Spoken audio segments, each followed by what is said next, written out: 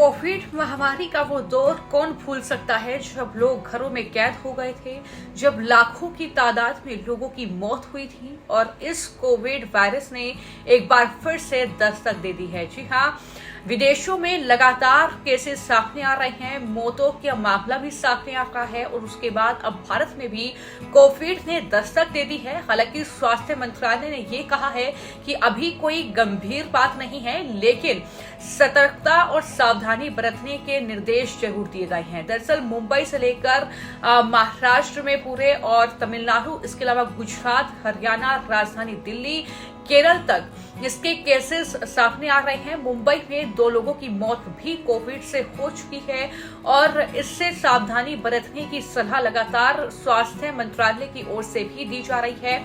वहीं पर उत्तर प्रदेश में सीएम योगी ने बाकायदा अधिकारियों की मीटिंग ली है और उसमें अधिकारियों को ये निर्देश दिया है कि वो कोविड को लेकर अभी से सावधानी बरतें, सतर्कता बरतें और भीड़ भाड़ वाले जो भी इलाके हैं वहां पर मास्क पहने, हाथों को साफ सुथरा रखें, स्वच्छ रखें। इसके अलावा डिस्टेंसिंग की बात भी कही गई है और अगर कुछ भी बुखार या खांसी या जुकाम जैसे लक्षण अगर पाए जाते हैं तो तुरंत कोविड की जांच कराएं। ये तमाम बातें कही गई हैं। तो जाहिर तौर पर भारत ने वो दौर देखा है जब कोविड में लाखों की तादाद में लोग मारे गए थे और किस तरीके से हाहाकार पूरे देश में मचा था। उसके बाद कुछ इस तरह की स्थिति ना हो, इसको लेकर के सावधानी बरतने की सलाह अब सरकार की ओर से भी दी जा रही है। सिर्फ इतना ही नहीं, ये भी कहा गया है क्योंकि छुट्टी के ये दिन हैं, बच्चों की छुट्टियां रहती हैं, तो ऐसे में लोग घूमने का प्लान तैयार करते हैं, लेकिन घूमने से बचें और खासतौर पर भारत में उन राज्यों में न जाएं जहां पर केसेस सामने आ रहे हैं। और साथ ही अगर विदेशों में बात की जाए तो चीन,